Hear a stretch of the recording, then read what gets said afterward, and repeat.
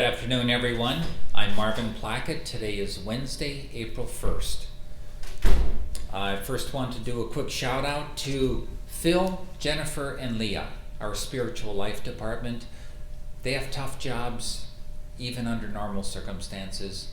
A little tougher now for everybody, of course, but a shout out to our spiritual life department. We sure appreciate all that they bring to our campus and to fully living here at Episcopal Homes.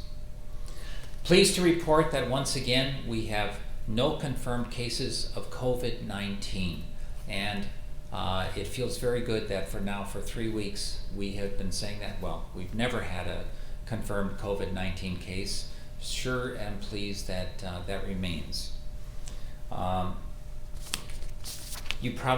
Most of you probably read Star Tribune on a regular basis. Just a few excerpts from today's lead article in the Star Tribune. Minnesota's COVID-19 deaths now stand at 12. The deaths of 2 people, aged 83 and 73 in Hennepin County, brought Minnesota's total to 12. The state also reported 53 more confirmed infections with coronavirus, bringing the total case count to 629. Health officials also reported 73 confirmed cases among healthcare workers, although only one of those involved caring for someone who had already had it. State analysts have predicted that compliance with the restrictions could reduce face-to-face contact and the threat of the virus transmission by 80%. So think about that. Think about the power of honoring the social distancing principles that we've put in place and had in place for 3 weeks now. Sticking with our zones. Remember, Zone 1 is Seabury and Cornelia House. Zone 2 is Episcopal Church Home. Zone 3 is Iris Park Commons and Katie's Cottage. Zone 4 is the Terrace and Midway Point. Zone 5 is the Gardens. Sticking within those zones, staying within your communities, and when you are out and about, for instance, we talked about the importance of getting exercise every day. We talked about the importance of going outside for a walk, feeling the sunshine, feeling the fresh air. When you are doing those things, or maybe you're watching a movie that's been carefully orchestrated in your community rooms by your building manager or by our active living department, but making sure anytime you're around others that you are staying 6 feet apart.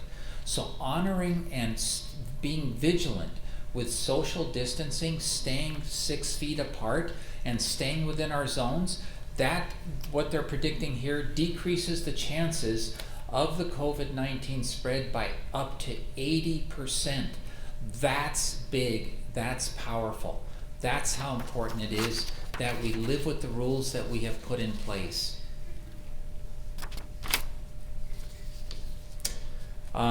Beyond staying within our zones, just remember always the importance of frequent hand washing. Very important. I want to once again remind you that instead of Phil from the Spiritual Life Department joining me every day, we're going to be mixing it up some. On Monday, we had Julie Newald join us, and Tuesdays and Thursdays, generally, Phil is going to be with me. Today, I'm very pleased to announce Kristen Aitchison from our Creative Ventures Department, part of Active Living, and really, most recently, grocery shopping. Kristen. Hi everyone, it's so good to wave to you all. I miss seeing your faces and your eyes and your smiles and your stories and your winks and holding your hands, but I know soon we will be able to do that. I've got some exciting news that I'd like to share in terms of our programming. So you're watching us on Channel 6 right now, and in the very near future there will be another channel, Channel 3, that is going to bring some exciting program and some exciting faces, familiar faces and friendly faces. Joey Clark will be joining us, our director from Sage Singers, students from SPCPA that have been involved in our intergenerational theater programming. So Joey and the students are getting together next week, Zooming together next week. And they're going to be putting a show, skits, songs, things together, and will be sending to us, and we'll be able to broadcast on Channel 3 in the next couple weeks. We also have some information from 10,000 Things Theater. They're also wanting to help provide some programming for you all as well. So Channel 3 will be the next channel to also visit. I have a poem that I'd like to share, and it's from Mary Oliver. It's called Don't Hesitate. If you suddenly and unexpectedly feel joy, don't hesitate. Give into it. There are plenty of lives and whole towns destroyed or about to be. We are not wise and not very often kind, and much can never be redeemed. Still, life has some passability left.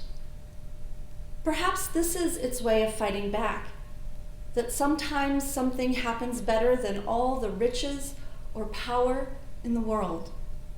It could be anything, but very likely you notice it in the instant when love begins.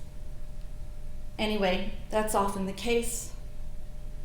Anyway, whatever it is, don't be afraid of its plenty.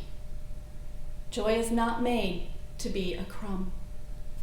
Mary Oliver. Such a beautiful day today. I hope that if you're not outside, you at least have opened your curtains and you've allowed the sun to warm your face, and know that we are sending love your way as well. And when I say it's such a beautiful day outside, it reminds me of Mr. Rogers. And I do know that in the near future, there will also be a little surprise from Mr. Rogers coming your way as well. So until then, thank you and goodbye.